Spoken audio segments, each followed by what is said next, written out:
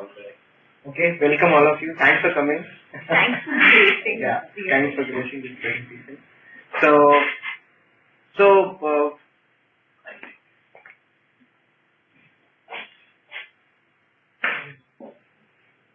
Wait. yeah.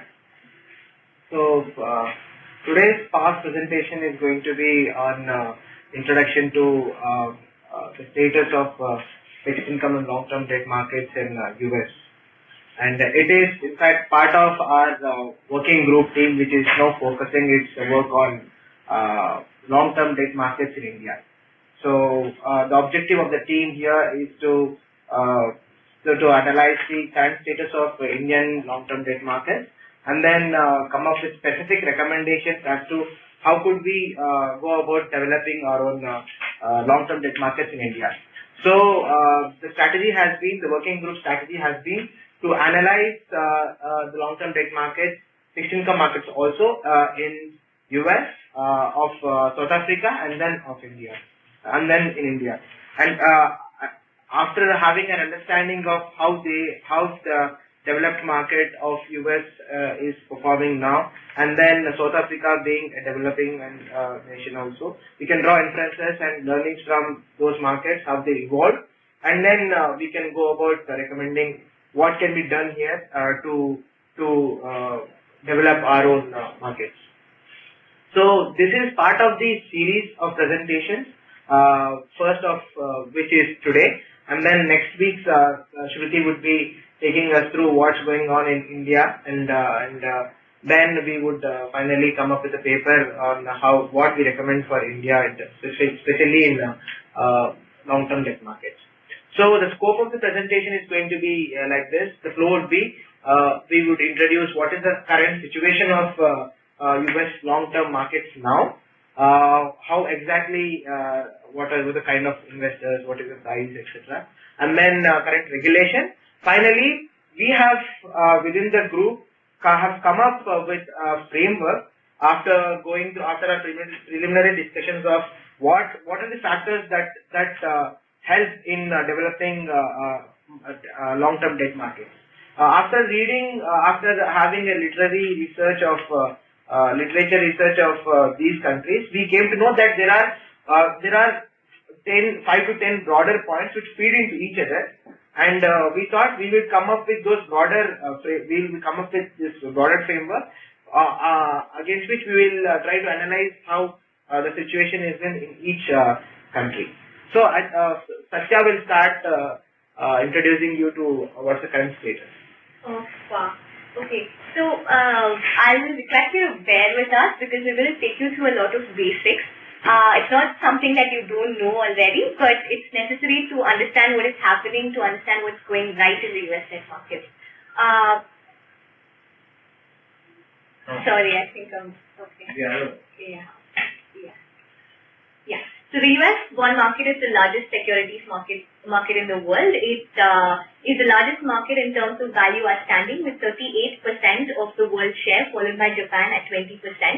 And US corporate bonds have long been an important source of capital. And they have a daily trading volume of $16 billion, and more than 400 mutual funds invest in high yield bonds. And nearly all of the 800 billion roughly average daily trading volume takes place in a large decentralized over-the-counter market and not on an exchange. According to the SIFMA, which is the Securities Industry and Financial Markets Association, as of Q2 2011, the US bond market size is $32.3 trillion, with the largest percentage share held by government bonds at 28%, mortgage related at 26%, comes second, and corporate bond is a close third at 24%. So total. I'm sorry to interrupt. Yes. So the world market now is around 85 per trillion, and as she said, US has the largest market at around 38%. India, to give you a overview of India is less than 1% of the total. The total value outstanding in terms of percentage. So this is issued in that year or cumulative? Outstanding. We could say it's a market cap or outstanding. That sort of thing. Value cumulative outstanding at that point of time. Not as okay. Market value of Cumulative outstanding. I noticed in the table, Yeah. it's not arranged in any particular order. You just put government, municipal, entity, or is there a specific? So No, these are type of bonds. So bonds. I'll take you through that later. So these are actual separate bond markets, government bond markets, municipal bond Not markets. in order of importance. Not in order of importance. So to give you a brief of how Indian, like here you see government bond markets, corporate and mortgage bond markets are the major markets here. I mean they constitute more than 3/4. So in India, 85% is government security. Government security. So what is 28% here is 85% in India, and yes, that is how dominant government security market in India is. So That is it's financial, All yeah, other- all corporate other- bond market is just 5%. The other bonds, all other entities Yeah. that issue. it's just 10%. What do you mean by agency? Agencies are the government issued like treasuries. Right. No, but that would be government, right? Correct. Agency are specific treasuries. Specific government treasuries. Maybe that can also be collapsed. Yeah, in fact, those two are Yeah. combined. Government Combined. municipal agency, okay. Yes. And asset back Asset backed and mortgage. mortgage. Yeah. Yeah. Credit cards are not asset backed. And then any other Credit card facility. No. Asset backed, I mean, vehicle finance. Yeah, vehicle finance. And in fact, only 10% of the total value outstanding of the US bond market is held by individual investors. The rest are all held by institutional investors. History of the US bond market: until 1945, there was an active market in corporate bonds on the NYSE. Bond volume peaked in the 1930s, fell dramatically in the 1940s, and then rose moderately in the 1960s. The rise in the 1960s was mainly due to the popularity that convertible bonds enjoyed with retail investors during that period. So 1930s, 1940s is a period It's of a Great Depression. Great Depression. So Okay, yeah, 30s. Yeah, And, 30s. 30s, yeah, 30s. The bond market also enjoyed a high level of pre and post-trade transparency, and most of the trading migrated to the over-the-counter market in the 1940s. In the 1976, the NYSE introduced the automated bond system, which is an electronic order book with full price and time priority. The system is still in use today, but is restricted to a small number of retail issues. And more than 1,000 bond issues are listed on the exchange, but in all cases, however, the overwhelming majority of trades are over the counter. And there's no distinction between, like, say, corporate bonds and, say, GSEC? You mean, is only one category traded over the counter? Like treasury bills as well as, say, blue chip corporate bonds are also traded in the same OTC. How does it work? They're all traded OTC. They're listed on the exchange. All of them are listed on the exchange, but most of the trades happen OTC. This is what, the NYSE? Yeah. Because that's an equity exchange, right? no, I think No, in it's the NYSE there are not. debt securities also. Yeah. There's equity as well as debt, and this is what comes under it. And there's no distinction between US Treasury bills as well as corporate bonds, etc. They are traded on the same exchange. So any issuance has to be listed. That's what Issuance has to be. Also, like I'll take you to this system No, called it is like Trade, that. which manages Issuance that. can be privately placed. Yeah, but It's there. So where's the transparency? you have to, there is a, regulation saying that you have to list on the NYSE. And also, they introduced a system called TRACE. I'll take you through it, which is the Trade Reporting and Compliance Engine, which meant that all dealers and inter-dealers were supposed to report all details of trade, including volume, yield, price, etc. So that created the first regulatory database of OTC trade. And it's a mandate. We are supposed to do it. Yes, and the deregulation trend that characterized the US financial system in the 80s and 90s came to a halt with the Sarbanes-Oxley in 2002. And post-Glass-Steagall, and due to a drive for expansion on the part of commercial and investment banks, which tried to expand into each other's strongholds around that time, the Fed started to allow bank holding companies to offer corporate bond underwriting services in 1988. This deregulation process sort of culminated with the enactment of the Gramm-Leach-Bliley, which repealed part of Glass-Steagall in 1999. The legislation was signed into power, or do you say law, signed into law by President Bill Clinton. And the commercial bank's entry in the corporate bond underwriting business reduced the overall gross spreads and made the market more attractive for issuances. And in recent years, however, the Eurobond market's gross spreads have also decreased at a faster rate, and they've decreased to such an extent as to eliminate the difference that used to exist between these two markets. Is the spread between? Sorry? Is the spread between? The cost of issuance. That's good. No, spread between what two papers? The US issuance and the Euro bond market. As She's in comparing US bond markets and Euro bond markets. I mean, for the same sort of security. Oh, you want to know what is the... What are the two papers? Like the US Treasury bill and the between the government side. Yeah.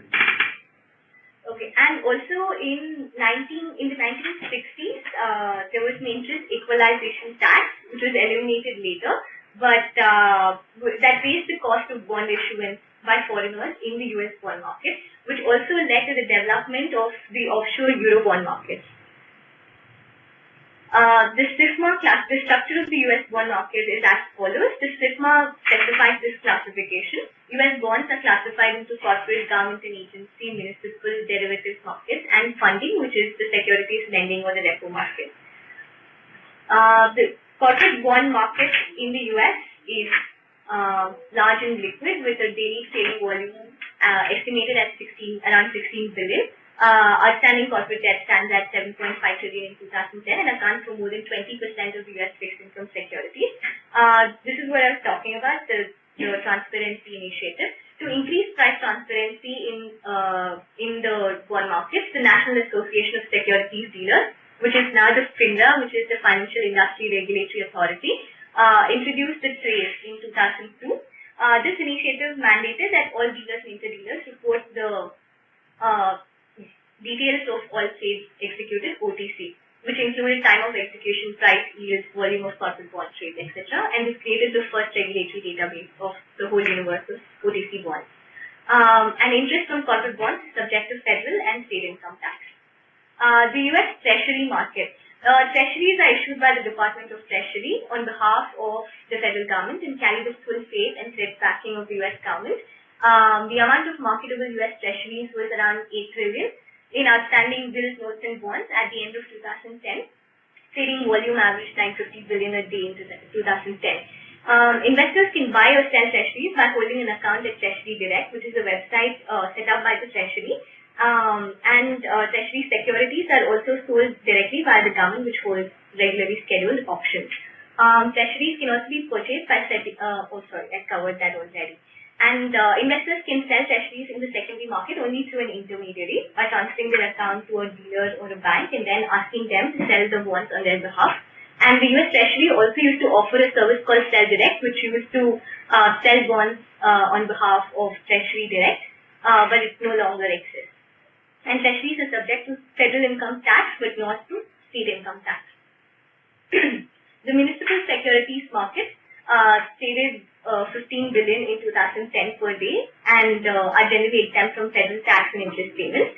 And if the municipal bond is issued by the state or local government, the interest on the bond is also exempt from state income tax. However, if the bond is issued by a state or local government outside of the state in which the investor resides, then it is subject to state income tax. And municipalities generally issue their bonds in two ways: general obligation bonds and revenue bonds. General obligation bonds sort of fund projects that benefit the entire larger community, like school houses, courthouses, etc., and are generally repaid through tax revenue. And revenue bonds fund projects that benefit only a small community of users, for example, toll roads, airports, etc., and are repaid through the fees paid by the people who use these services. The funding of securities lending market is in excess of 4.83 trillion on an average daily basis among primary dealers in US government securities alone, and many financial institutions, state governments and mutual funds use the repo market as a safe haven for cash investment and it's a flexible alternative to using money market instruments. That brings us to the end of the first section. The second section will cover what the factors are that aid the development of the US bond market, or what they have going for them in terms of bond market development.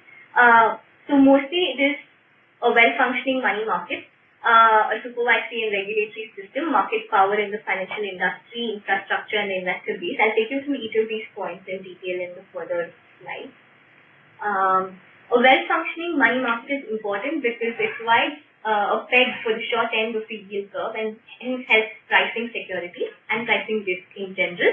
And the US is unique in that it had a highly developed money market more than 2 decades ago. This could be one reason for the relative status of development of the US bond market when compared to the other bond markets of the world. And market power in the financial industry, banks may be able to impede securities markets and make it costly for firms because of their general domination or their power over payment systems, settlement systems, etc. And this was actually a problem in the euro market before the 1960s, when most activity was driven offshore from the US, because mostly the banking industry has a lot of power in that particular area. And in the US, the historical emphasis on ensuring that market power was limited in the financial industry has contributed to the growth of the US securities market. And an investor base can be created by having in place a good hedging market and by making debt markets more attractive to investors in terms of eliminating capital controls and taxes. In situations where capital controls and taxes cannot be eliminated, most developed countries have experienced that such taxes have at least been rebated. Do you think money market is like overnight, is it, the duration? Correct. One. Up to 1, right? Up to It's not overnight, it's short term. Short term, up to 1. Less than 1. Also, transparency disclosure norms and a liquid secondary market on exchanges will help And in the building. well-functioning money market is only for government securities or also for US corporate bonds? For everything, all in general. bonds in Yeah. the US. Okay. And the supervisory and regulatory system. We can see that strict financial regulations in advanced economies have encouraged the development of supranational markets or offshore markets by driving issuance and trading activity offshore. For example, imposing capital controls will drive trading activity offshore, and by making it difficult for domestic investors to participate in offshore markets will do little to help the development of domestic markets. And instead, regulatory policy must be efficient, which means that timing is of utmost importance, and any delayed regulation is equal to bad regulation. And transaction and withholding taxes, again, must be eliminated or rebated. And flexibility, and issuers must be given flexibility on terms of issuance. And these terms are best decided between the issuer and the investment bank alone. In terms of regulation that governs issuance, regulators must ensure that these terms sort of provide for a level playing field for all, but should not interfere with the terms of issuance, because that will increase the perceived cost of issuance. And infrastructure and private. So you're saying the regulatory system is good in the US, that's all? When you say the regulator must. Yeah, they've gotten certain things right, but they've also. Who's the regulator? The FINRA, the Fed. I'll come to that. There's just an entire set of regulators, but generally it's the FINRA, the Fed. And they also have broadly follow these. Broadly, yes. But in terms of, withholding taxes being eliminated or, strict financial regulations, they've performed better than other people, but it's not that they are perfect. Because they had the interest equalization tax, they had regulation Q and things like that. Obviously. So domestic investors can participate in bond market, but although the rules of repatriation is capital. True. Yeah, there's complete capital account control. There was in fact one Regulation Q. interest equalization tax. So that was in 1964.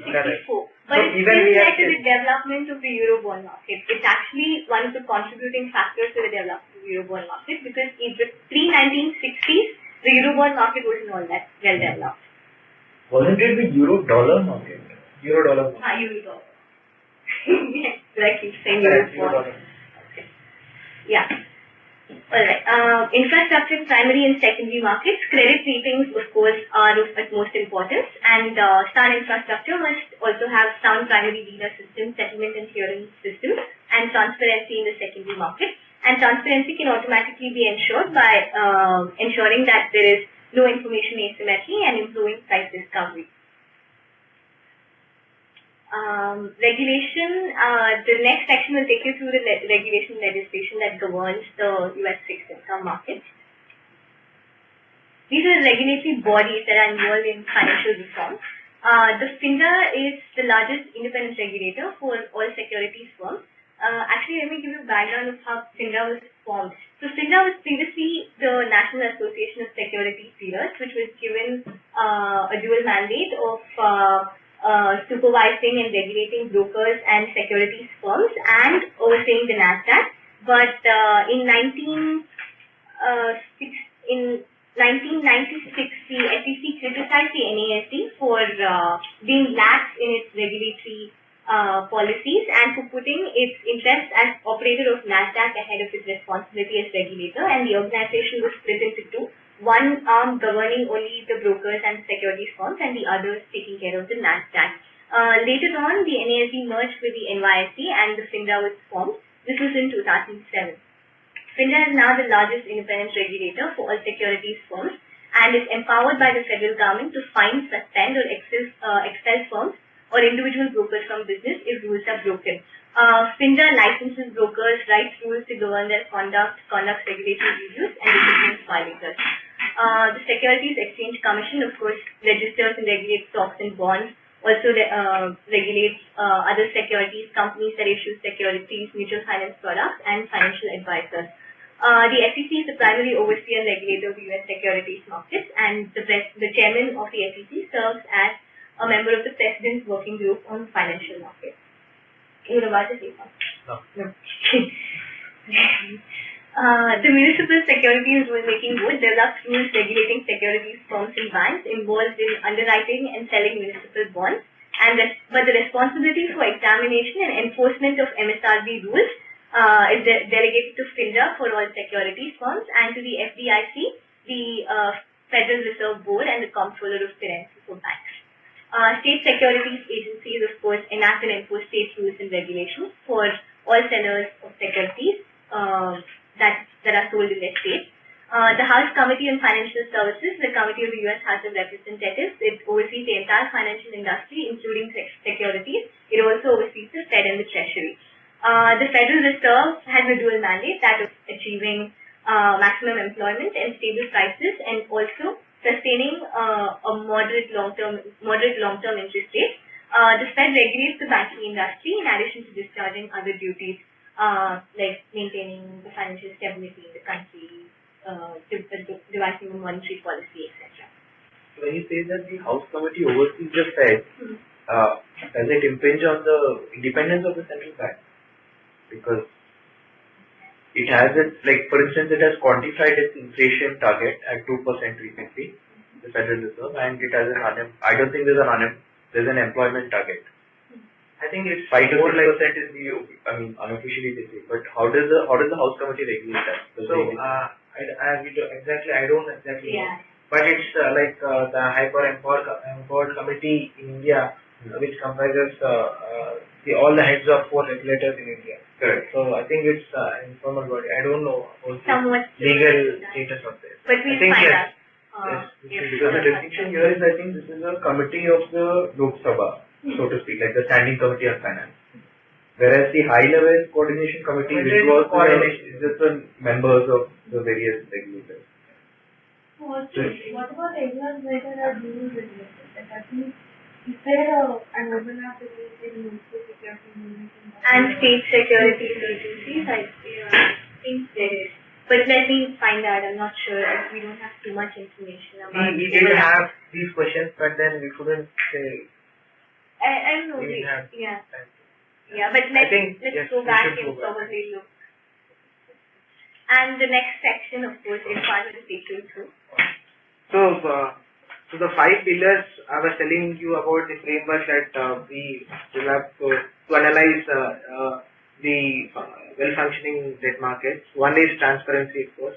Then we have market infrastructure. Then we have credit rating agency, and the regulatory and international investor base. Okay? So the first thing is transparency. So transparency, in fact, is important to see that there is price stability, price discovery also, and liquidity, and it promotes the investor confidence.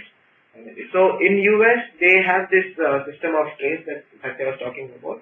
It is basically, it came up to see that there is a lot of transparency, even in the OTC market, which wasn't reporting on regular basis the issuance details.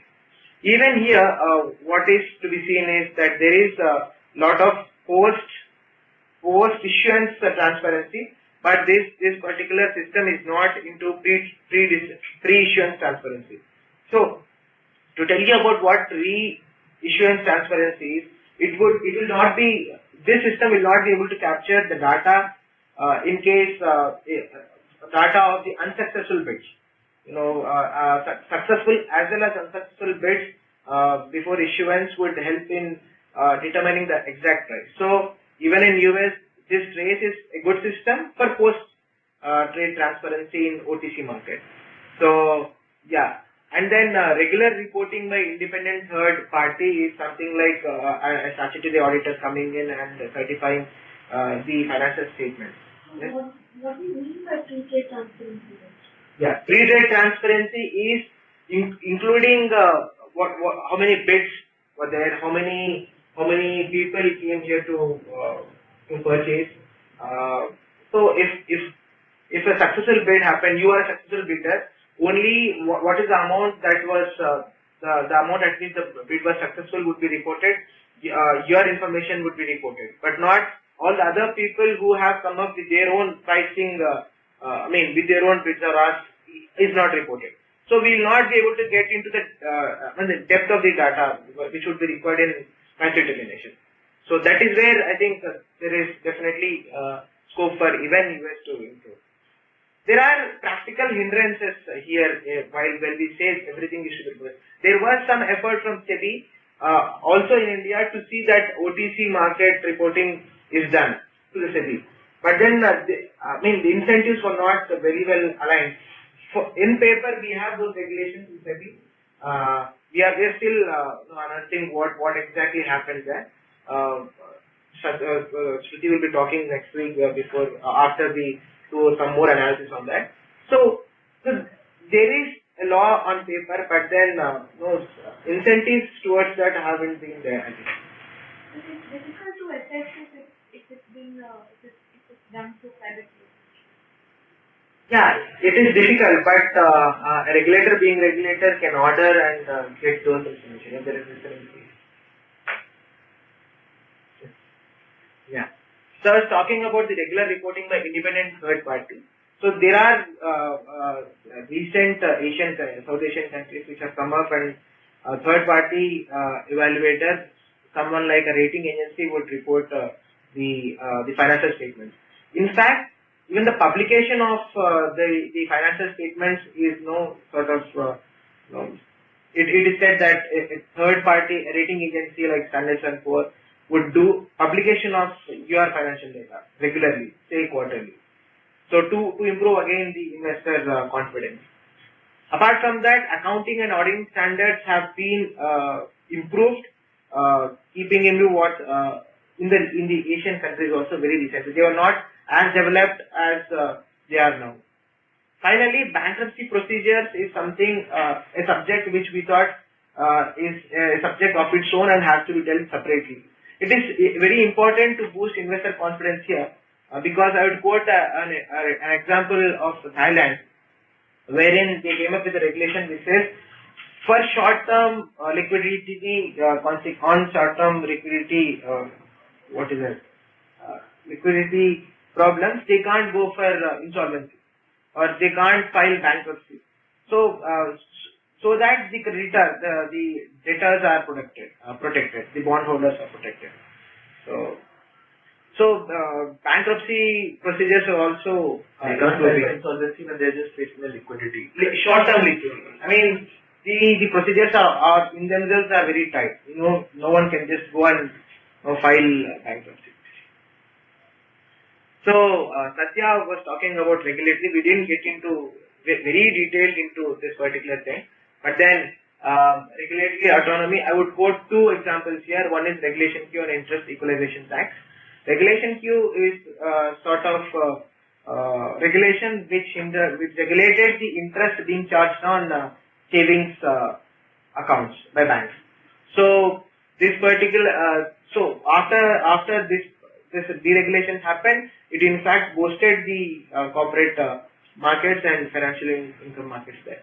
And then like earlier the government mandated it. Like what was happening in India. And Regulation Qs were repealed in the US. And when was it? Don't exactly remember. But like not recent, right? Not recent. Okay. We did discuss about interest equalization tax. This particular thing helped in bringing in foreign investors into US. So basically, all these things are feeding into each other. Like it again builds the investor confidence and helps grow.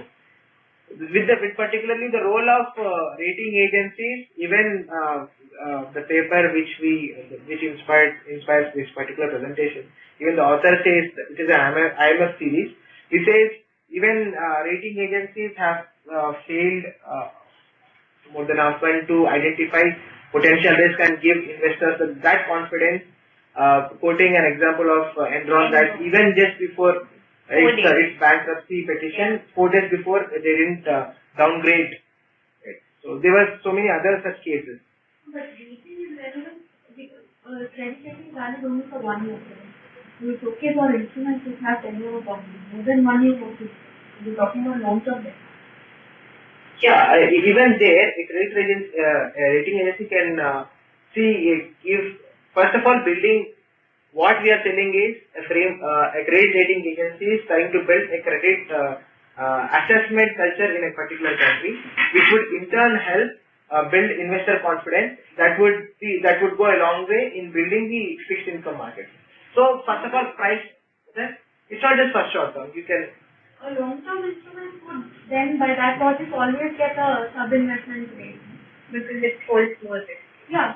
That's okay. I mean, it's not about holding high risk or holding low risk. It's about assessing correct risk.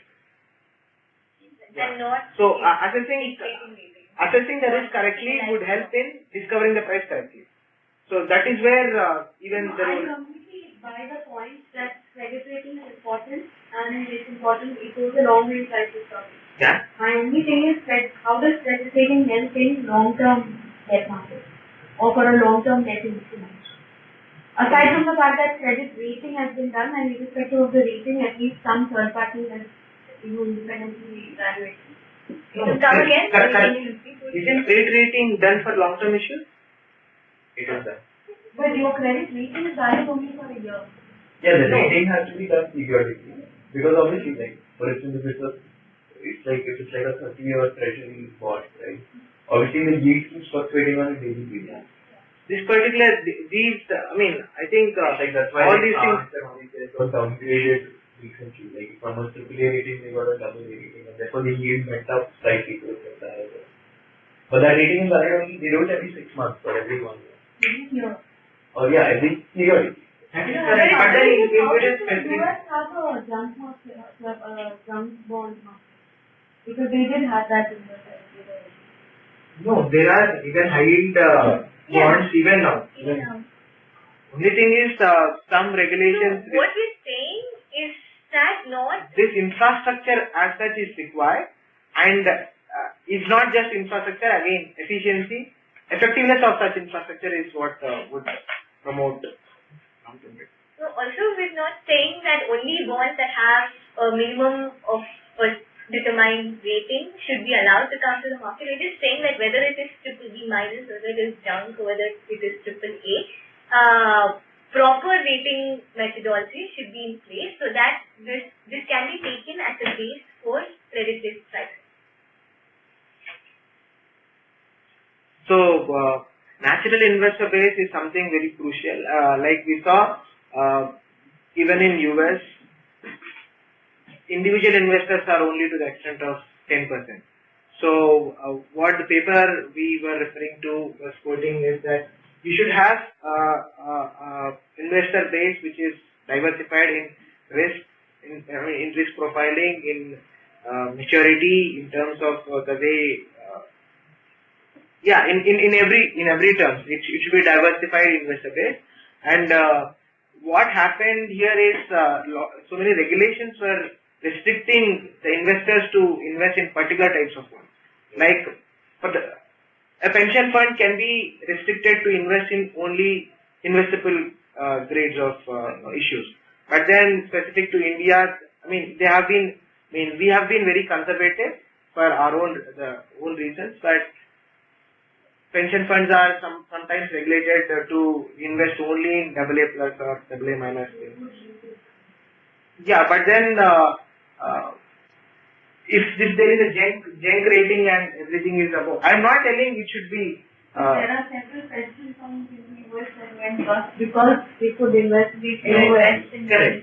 No, but there is actually the invested in AAA and the AAA. itself went bust. Yeah. so one thing which came to discussion was there is junk. Your standards. If you want to have your investments only in AA minus or something like everything about triple B is still investable. You can, if someone is willing to take risk and the return is commensurate to that, there must be some backup plans to that also. The restrictions, the regulations can't be very restrictive. Something like she was telling regulations which were getting into terms of issues. Like if we saw the MFI guidelines recently, they are getting into terms of issues. A regulator should be here to give you level playing field. Let the terms get decided. Terms of issues are at 26%, 1% is something they should, as a regulator, should avoid. So that's a completely different point, right? Because there you're regulating the product, you're not regulating the market. When you say 26% per market. Correct. That is what. Here, when you say, your point is that there has to be a diverse set of investment opportunities for anybody to invest. And diverse investors also. And diverse investors. That doesn't say that pension funds can invest anywhere. No, we are quoting an example. To say that beyond say X%, you cannot invest in risky assets. But you're saying that if regulation says that everybody is going to invest only in AAA, then only the government will be secure. That's And finally, macroeconomic stability with respect to the infrastructure that we are talking about. Primary and secondary infrastructure, secondary markets which are crucial. Even in India, what we have observed is for government securities, the primary and secondary markets have developed pretty well, and the clearance and settlement system for G-Sec markets is very good. When you go very deep and liquid in India, even for G-Sec. Okay? For India, the corporate bond market is almost non-existent, but for G-Sec, is the market deep and liquid? Because my understanding, I could be completely wrong, was that state-owned banks are of course directed towards ensuring that a large portion of the deposits or savings with them are directed towards the purchase of government securities. Yeah, that itself shows that the intent was always to promote G-Sec market. And the same intent was very well promoting the market, right? Because then it's captive. The finance minister calls the State Bank of India chairman and says, "Hamara issue hai, tum khareed lo." Whereas if it had been a market, maybe the yields on those securities would have been much higher to reflect the risk. I would say that a government securities market is crowding out the corporate debt market only because. Correct. That point of view. Right. Exactly, because if I am the saver with State Bank of India, I might not want my bank to buy the Government of India security. I would prefer that they buy the security of the private sector because the yield is more representative of the risk. Whereas in the case of the government, like in India, I think the risk is underpriced. Intentionally, the government basically says You have to 4% put में in खरीदो, 20%. 4.5. You have to put in 24%. Yeah, exactly. Like 24% of your deposits are mandated to right? Whereas if you liberalize that, I don't think that provision exists in the US for instance. It's a completely liquid market. Nobody has a gun to their head and says, nobody, you have to put so much in priority sector, you have to put so much in the government. Right? But So I'm saying, is the market liquid then? It is liquid. I mean, there are But secondary how are markets. you relating that to liquidity? Because liquidity Basically, would be even higher. It, I mean, in the sense that right now, some liquidity is there mandated, so to speak. Right? Okay. Because like for 24% has In fact, in GSEC markets, in fact, Shruti will be talking a lot about that. In GSEC markets in India, there is a clearance and settlement system, CBLO, the settlement body, which says, I mean, which shows that there is liquidity for GSEC market available continuously. So the, In terms of the foreign investors being allowed, for us historically there's been yeah. travel to get foreign money, the taxes heavily versus impose and big tax. What is being done? So even they had, they in fact came up with withholding tax and with interest withholding tax, which led to development of euro-dollar market. Everything was they were doing it from outside, but then they realized it and brought, at least they were rebates in taxes, which got the money again back. In fact, these regulations in around 1947 were 1964 to 70. yeah, so were helpful in developing the markets in Europe. So this is a very preliminary study that we did. And in fact, we've gone beyond that at our group discussions level. So Shruti will be coming and coming up with understanding the South African market and Indian market.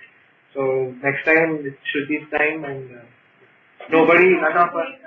How much of the breakup between the domestic funds and the foreign market into the US funds? US bond foreign market, domestic versus foreign. Domestic investment, let me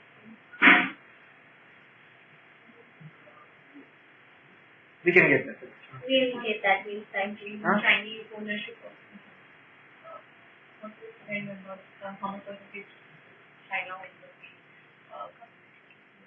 the They must be there. They were concerned. We can get that. So nobody from our group are here. Anand.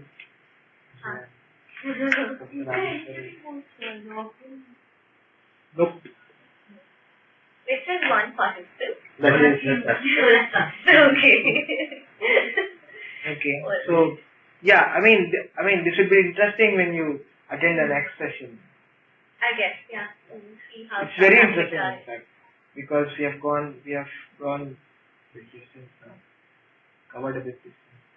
So it's very interesting. Hope you come back. Thanks for coming.